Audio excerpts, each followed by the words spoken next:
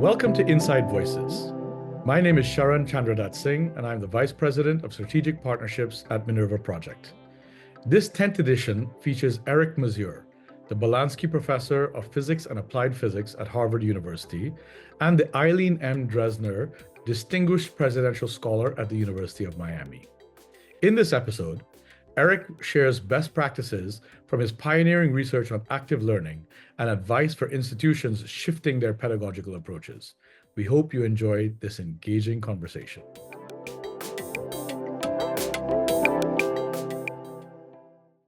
Good morning, good afternoon, good evening. It's a pleasure to welcome you to the 10th edition of Inside Voices. Inside Voices is a series of candid conversations with pioneering leaders from inside higher education. And for our 10th edition, we have a really special treat with Eric Mazur today. Our discussions center on the journey of transformation and often a bumpy set of challenges and triumphs that all innovative leaders must navigate. In today's conversation with Eric, we will explore the value of fully active learning in higher education and discuss the science of learning, demonstrating techniques and addressing challenges in classroom integration. As you all know, Eric is a pioneer and a noted leader in this field internationally. We will examine the considerations that leaders face and will face, the obstacles that they encounter, of course, and the opportunities for creating much more engaged and impactful learning environments. So Eric, it's an absolute pleasure to have you here with us today. Your work on active learning is heralded internationally across the world. And my first question to you to kick things off is, what really does the science of learning tell us about the cognitive process? First of all, thank you for having me here today, Sharan. It's a real pleasure. So thank you for joining. To answer your question, Sharan, I think the most important thing the science of learning has been telling us for a long while is that we don't learn by listening. Learning is not a spectator sport. And you know what? You don't really even need to refer to the science of learning for that. We all know it, right? You don't become a piano player by just listening to famous pianists play the piano. And if you boarded a flight and after you sit down in your seat and the captain comes on the PA system and says, I'm really excited to have you on board. This is my very first flight, but don't worry, I've taken a lot of lectures on flying. I bet that you get off the flight right away. And you do not learn any of the things that we teach in academia by listening to professors. Think about that, in the minutes before you undergo surgery. You want people to learn by doing, not by listening. I think that is the utmost important thing that we learn. And the irony is, we all know it deep down in our hearts. That is absolutely, I think, something that resonates probably with everybody in this room and across higher education.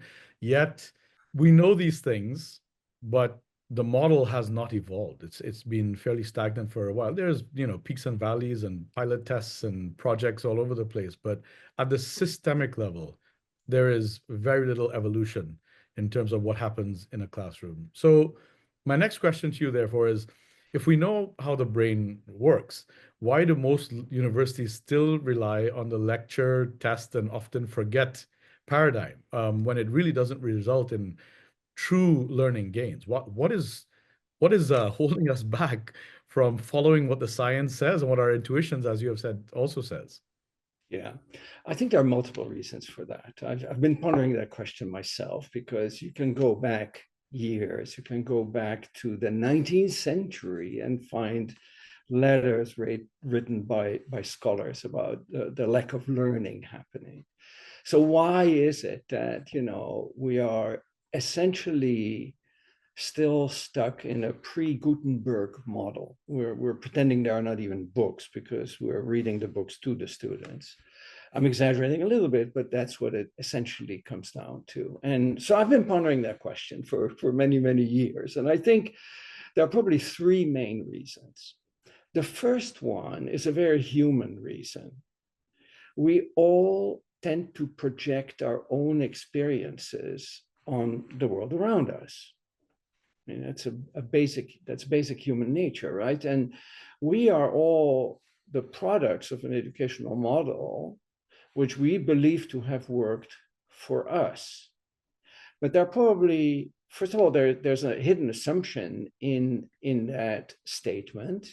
And there is also some faulty thinking. The hidden assumption is that it actually did work for us. And, we probably don't realize, I've been thinking a lot about my own education. How did I become successful? What was it that made me successful? And it's probably not the approach of teaching.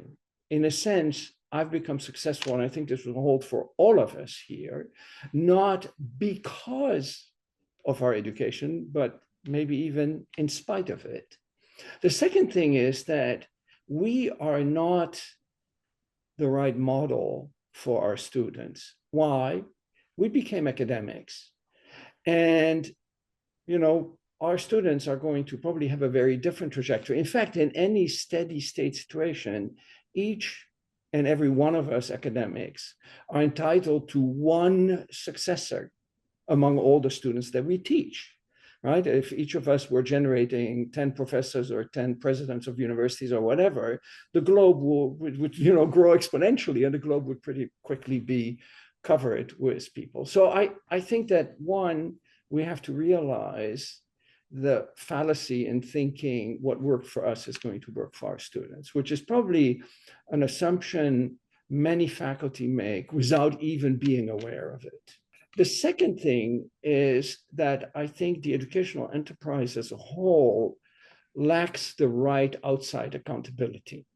In a sense, it is left to professors to be both the coach, wanting to elevate all of our students the highest we can, and at the same time being a judge who ranks is ranking our students, even though we know that the ranking and the grade transcript of our students really have not much correlation with students' later success. And even, when there are accreditation and agencies or other outside entities that have an accountability, they tend to stick to easy metrics. And I firmly believe that easy metrics tend to be lousy metrics, really not telling us the story that we want to hear. So this lack of the right accountability, and let me come back for a moment to this coach-judge conflict, right, that each and every faculty member, in a sense, feels down to their bones. I know of no other human enterprise where the judging of one's own work is left to the person himself, right? I mean, take an Olympic coach. You wouldn't go and then join the judges on the bench after sending off the person you've trained to compete. Likewise, you wouldn't want your electrician not to be subject to some outside accountability, or your surgeon or your pilot or whatever. Yet in the classroom, the coach is also the judge. And the way we get away with it, which is one of the weaknesses of higher education, is that in order to deal with this conflict, which is almost like a Jekyll and Hyde conflict, right? Coach and judge, it's in opposition. The only way we can get away with it is by essentially hiding behind a thin veil of objectivity. Now think about Bloom's taxonomy of the different levels of thinking skills, going from low-level memorization and understanding through, applying, analysis, evaluation, all the way to creativity. Of all those skills, which are the ones that you can truly objectively evaluate? Well, it's only the ones all the way at the bottom. As soon as you climb up the ladder, it becomes harder and harder to be truly objective. And therefore, we tend to stick down at the lower level of Bloom's taxonomy in order to avoid this coach-judge conflict, because we are testing our own work also. So that's the second problem that we have, I think, in education. The third reason is, that instead of focusing on skills, we tend to focus on content. Now, let's think about all the things that make us here in this meeting successful, every one of us. They're likely to be skills that we picked up along the way and that were not taught explicitly. Conversely, it's certainly true if I reflect on my own education, we were taught many things that are now totally irrelevant. I mean, how many of you remember how to take the square root of 537 without pulling out your calculator, or solving a partial differential equation without using Wolfram alpha? I would struggle, and I'm in a STEM field. Maybe the humanities do better. So what was the purpose of learning that? Whereas a lot of skills that have made me successful, communication skills, collaborative skills, professional skills, ethical skills, you name it, were never really explicitly taught. So to get to your question, I think we've recently gone through two major disruptions in education. One was COVID. And I was so hoping, I remember Ben Nelson, the CEO of Minerva, when I talking about this, we were both hoping that COVID would change education, because essentially it brought to the surface the weaknesses of education. Lecturing on Zoom was a total disaster, but not so much because it was on Zoom, but because it's a disaster to start out with. Unfortunately, it went away and everybody couldn't wait to get back to what they did before COVID. And now we have generative AI. Generative AI is not going to go away. So I hope that that will be the impetus that is really needed to radically rethink education. Content and even some skills are rapidly fading in importance. The job market and society will change. And unless we abandon our medieval traditions, we will fade into insignificance. That's at least my prediction. So we've done a little bit of critical analysis of where higher education is today with respect to, effective teaching and learning and some of the symptoms that are causing this. But why don't we switch gears to the how-to now? It would be really useful. I remember a talk you gave at the University of Miami a year or two ago, where you explained about the work you did during COVID and how it really shifted your perspective fundamentally around the use of technology in the classroom and whatnot. So why don't you share some examples from your own work or other work that you're seeing in the field of where active learning is working and making a tremendous impact? Yeah, I mean, the work I presented that you heard at the University of Miami was pretty radical. So maybe we'll get back to that later. Because as you know, Sharan, I've been advocating for active learning it was in 1990 that I had sort of an eye-opening experience. So 35 years. And at that point, I implemented a technique called peer instruction, which is actually incredibly easy to implement because you don't need to change the learning space. You don't need to radically change the curriculum. All you need to do is move the information transfer out of the class, which is the easy part of education, and move the sense-making in the class by questioning rather than by telling.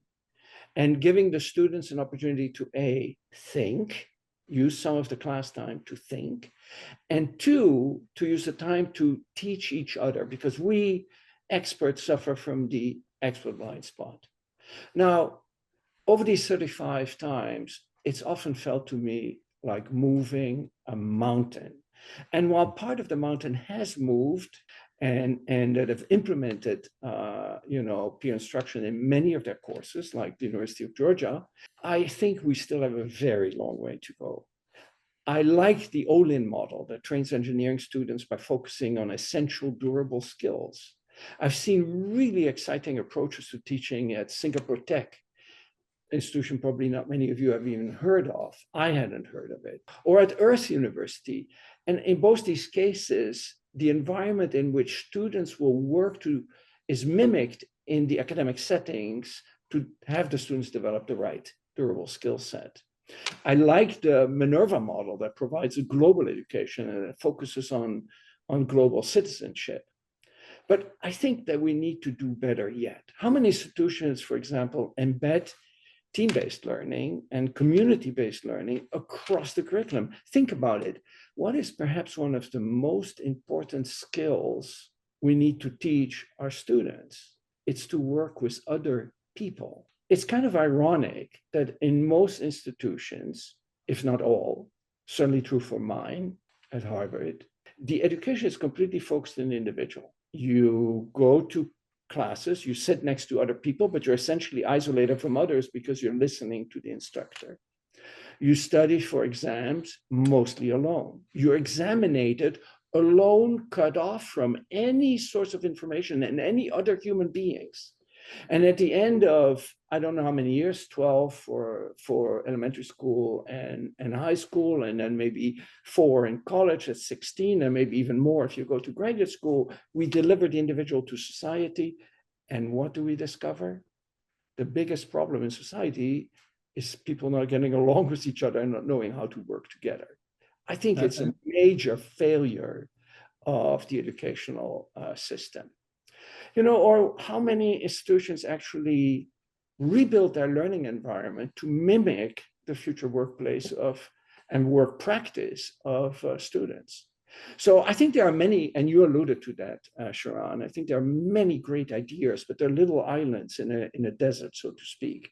And I predict that the institutions that adopt and successfully integrate these methods, many of them, will be the ones that will be the leading institutions at the end of the century. Call me radical, but my hunch is that these are unlikely to be the institutions that continue to stick to their outdated traditions and, maybe exaggerate a little bit, but I think it's necessary to, shake up the community here. Well, with the pace of disruption, maybe even earlier than the end of the century, because we're seeing some very interesting early results in some of our partnerships. We have a couple of university partners in Mexico that are teaching durable skills in the first year and using active learning techniques in the classroom. Not only are they seeing improved learner outcomes, they're seeing retention go up. They're seeing student satisfaction go up. They're starting to see, community and sort of the network being built more actively, because once you convert that classroom into an active, engaged, peer-based interaction environment, you really create a new culture in the organization as well. And I think there are a lot of, what would traditionally be considered secondary benefits, but at the end of the day, when we're going through such a major disruption, you talked about attention span. With the current tools that are available and the current sort of societal norms right now, it's tough to keep young people's attention, let alone, for older people, all the distractions that they have in their lives. But when you create a very active and engaged classroom, it really draws people in. And I think you get all those positive effects from that as well. And so that's great to hear. I want to switch gears a bit to your own journey, because you have been a pioneer for 35 years doing this, but you are but one pioneer out there. What motivated this? Where did all this start, Eric? What got you so actively involved in active learning? Well, I have been on the faculty at Harvard for over 40 years now, 41 years. And it was meant to be 1 year. It's gotten to be a very long year. I fell, head first into the trap I mentioned at the beginning of our conversation here, Sharan. I, didn't even question what needed to be done in the classroom, and I mimicked my colleagues and the professors who had taught me, and I started lecturing. I didn't know any better. And I was a very young assistant professor. I think I was something like 29 years old when I started teaching at Harvard. And that not that far, not that big of an age difference with my students. I connected to them. They loved my lecturing. These were engineering students who didn't take physics because they wanted to take physics. No, they had to take physics, and pre-medical students who were required to take it in order to go to medical school. And unlike my colleagues who would teach this course, I got really high evaluation. So I got this reinforcement, this message from the students that I was doing the right thing. And for several years, for 6 or 7 years, I continued to do that. But then in 1990, so 35 years ago, I discovered by administering tests to them that, yes, they were able to pass what I thought were difficult exams, but they did this mostly by memorizing the information, but not internalizing the underlying principles. They were stuck at the memorization and understanding level of Bloom's taxonomy. If I changed the context, they were not able to apply their knowledge. And you have to admit, if you're unable as a student to transfer the knowledge from the context in which you've learned to another context, you have not really learned. I would like to ask all of you, how many times have you had students come to you and say, Professor, after an exam, let's say, or any type of assessment, we have never done something like this before. If you had done something like this before, it would by definition no longer be a problem and not be a valid assessment question. I think that is a clear symptom that there is something lacking in education. And I had students come to me and say, hey, we've never done a problem like this before after an exam. And thought, well, maybe I set too hard an exam. But the truth is, the students haven't really learned. And that prompted me to change my approach. So we've talked a lot about active learning in the classroom and the things that have been done and whatnot. But how does assessment play into an active learning classroom? Tremendously. I'm glowing with pleasure about that question because I have a talk entitled "Assessment: The Silent Killer of Learning," and I honestly believe that is true. I mean, think about it. We started life intrinsically motivated to learn. What is the question that any 3 or 4 year old asks over and over and over again? It's the question, why? I mean, every human mind has an intrinsic desire to understand the world around them. We need to understand why things happen, how things work, and so on. And our first reaction when we were little children was why? By the time we get our students in our institutions of higher education, no students is asking why again. It's how. Tell me what I need to know in order to pass the exam. The intrinsic desire to learn is completely beaten out of us, and we continue to beat it out of them because of the assessment. And then we leave, we get our diploma, we leave, and all of a sudden we discover again the beauty of learning. And learning becomes fun. We do it not because somebody tells us and puts us a high stakes test, but because we want to. So isn't it ironic? We start life intrinsically driven to learn, and then we go through this long period of completely extrinsic motivation to learn, only to discover later again the beauty of intrinsic motivation to learn. It shouldn't be that way.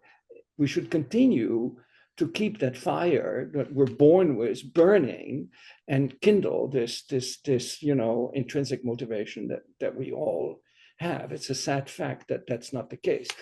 And I think in part it is because so much of assessment is high stakes.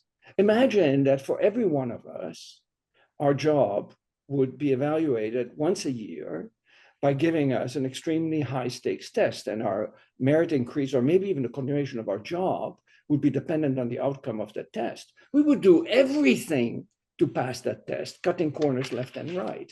And students, of course, are not that different. I once heard you work the way you learn. Oftentimes you hear employers saying that students are coming out of higher education ill-prepared for the workplace. Not that they're unintelligent or anything, but you don't work by sitting in a lecture room and being lectured to. You don't work in a siloed individual manner. And that is why durable skills are so centrally relevant today, let alone you supercharge a human being with this tool that we now have that allows them access and processing power that they could have never had before. And you take them for 12, 14, 16 years of being lectured to and having zero agency and sort of, any sort of investment in their learning experience, they're going to fail miserably in the world of employment, let alone not create as employees rather than as leaders and business owners. So I think it's very important that the entire enterprise, from durable skills oriented to curriculum, to active learning in the classroom, to ongoing formative feedback on a regular basis, that continuum is critical. It's not just what happens particularly in the classroom. The inputs and outputs are equally important to this transformation. We don't prepare them for the workplace. We prepare them to take tests.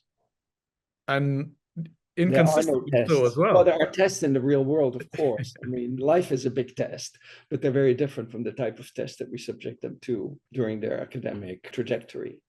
It feels like the ability to design courses more effectively, the ability to retrain and support and coach faculty are very achievable things to be done. I mean, we are a training and development enterprise at the end of the day. So it's quite shocking that the same things that we're pointing our fingers at as the barriers to change are the things that we're supposed to be very good at as organizations. So let's switch gears a little bit to talk about the challenges for adopting active learning in the classroom and especially so at scale. I mean, what do you see from being a advanced practitioner, an experienced practitioner in the field, as being some of the major institutional and individual barriers to adopting active learning more effectively? I mean, we're steeped in traditions. And the reason we can get away at our institution with so little change is that we filter on the input end rather than the output end.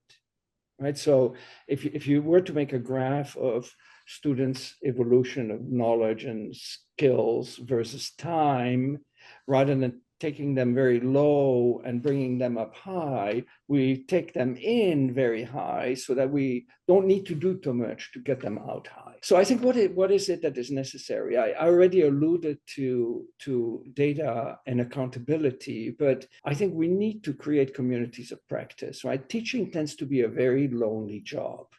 I tell you what you're going to teach on. It's up to you, to go to your classroom and do it. The door changes. We don't tend to talk too much about what you do in your class. I mean, it's something that you decide and you do. At Miami, where I'm currently working with groups of faculty, I had the participating faculty reflect on their work with me so far because I wanted to know what they got at it. And one of the things that jumped out was that many faculty commented on the importance of sharing experiences. I put, somebody from the School of Public Health was a chemist and was a person in the humanities in a breakout room. They talked to each other and they commented on not only the importance of sharing experience, but also of realizing that everybody actually has similar challenges in the classroom. And I think that realization is really important because suddenly people realize that the problems they faced are shared and that together we can actually address them and find solutions and leverage creative ideas that different faculty have. At Harvard, I started I think when I was 6 or 7 years ago, the Learning Incubator, LINC for short, which is not a center for teaching and learning, but it's a community of faculty, by faculty, for faculty. No graduate students, no postdoc, it's only faculty. We meet weekly. We've had now 30 faculty fellows and 29 course redesigns impacting over 4,000 students. And the idea is really to focus on what is known about teaching and not to start from ground zero every time. We can take lessons from other innovations and the literature. I knew I was onto something when at the end of one of the first year, we had a debriefing of the first or second cohort of faculty fellows. And one of my colleagues in mechanical engineering, who was a very, well-known researcher in his field, when it was his turn to comment on his faculty fellowship, he thought for a moment and then he said, I hate to admit it, but this was the first time in my career that I saw research as a hindrance to teaching. I went, wow, most of my faculty think teaching is a hindrance to research. And here's this, hardcore researcher who has come around simply by talking to each other. So I think having these communities of practice at institutions and not letting instructors solve all the problems individually and not talk to one another is, I think, crucial. I'll share a similar example. We actually also worked with the University of Miami to design a 3-year program there called the Bachelor's in Innovation, Technology, and Design. And we did it by working with a group of faculty from all the colleges. We brought them together. And not only did it really push the boundaries on innovation, because you now have people from engineering and law and business all working together to design an innovation technology degree, but it also resulted in a much more cohesive learning experience for the students. Because now, there is a community of practice, they're designing and co-designing, but now course 1 is talking with course 3 and course 7. The experience outside of the classroom is talking with the experience inside of the classroom. And so I do think that's also one of the weaknesses or shortcomings in higher education right now. I think it was Robert in the chat that mentioned something about the business enterprise versus the service organization. We've built these mega businesses.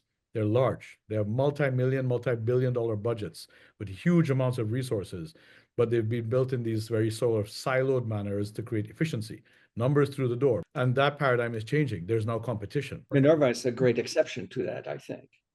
Indeed, and Minerva was created as the challenger, right? One of the major challengers to demonstrate the next evolution. And through our partnership work as well, now we're seeing this happening. We're seeing A/B tests within institutions, where the people that are working on the Minerva programs are a community. They're forming communities of practice. They're sharing. The programs are more integrated and cohesive. And so I think there's examples out there. Now we have to amplify those examples, right? And this is our attempt in bringing someone like you here to speak with us and share your experiences and knowledge to amplify the need and the urgency around this type of transformation. So Eric, in closing off this final piece of our event today, what would be your advice? People are saying, for instance, faculty resistance is the number one barrier to adopting active learning, and I would say to institutional transformation writ large. What would be, from your own perspective and experiences, some practical advice that you could give to try and overcome this major barrier? Well, I'd say implement a scholarship of learning and practice, and doing that through a community of practice would be so scholarship of learning and teaching. I mean, and doing that through a community of practice would be the best way. I mean, we're scholarly about our own disciplines. Why aren't we scholarly about our teaching, which is one of our core missions in addition to advancing knowledge? I took a poll at a recent faculty meeting in the School of Engineering at Harvard. I started by putting up a slide and I say, how many of the following do you do regularly to advance your research? 1, read literature in your research area. 2, attend conferences in your research area. 3, visit colleagues in your research area. 4, publish and present results you obtain. And I asked faculty to put their hands on their chest, showing how many of this they did. Guess what? Everybody put 4 fingers on their chest. They read the literature, they attended conferences, they visited colleagues, and they published and presented results they obtained. The next slide had the next question. How many of the following do you regularly do to advance your teaching? 1, read the literature on teaching and learning. 2, attend conferences on teaching. 3, visit the classes of colleagues. 4, publish and present the results you obtained. Most people had a fist on their chest.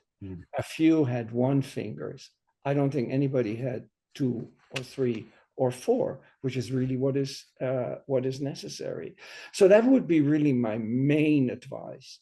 The other one, closely, following this one in importance, is to use backward design and ask the question at the highest level. This is what is great about upstarts like Olin or Minerva, because you start with a blank slate, so it's much easier to do that. And ask the question, what is it that our students really need in order to succeed later in life? Look, most of our curricula are designed from the input end. In this course, we're going to cover topic A, topic B, topic C, topic D, rather than asking, what is it that we want our students to be able to do at the output end? We should actually start by doing that at the college level. What do we want the graduates from our college or our university to be able to do when they get their diploma? And then we should do it at the departmental level, and then the department level should feed into the college level goals, and the courses should feed into the departmental goals. Not an easy process. I'm working on that at the course level right now at the University of Miami. And faculty need a lot of support for that, but I think it is necessary, especially in this time of incredibly rapid change, because with generative AI, what is true at the beginning of the semester may no longer be true at the end of the semester. It's very easy in the current model of higher education to find $50 million for a building, to find a donor, to do infrastructural expansion and whatnot. But the minute you talk about what you just said there, supporting the faculty, they need a lot of support, training, coaching, tools. It's always, there's not much money in the budget for that. Teaching and learning centers are often marginalized and doing fairly rudimentary things. They're not centers of excellence or centers of competitiveness for the institution. So I think it's really important that we do focus on that as well. I would like to extend a big thank you to Eric for joining us on this episode of Inside Voices. To learn more about Minerva Project and to connect with our team, visit minervaproject.com or click the link in the podcast description. Thank you for listening.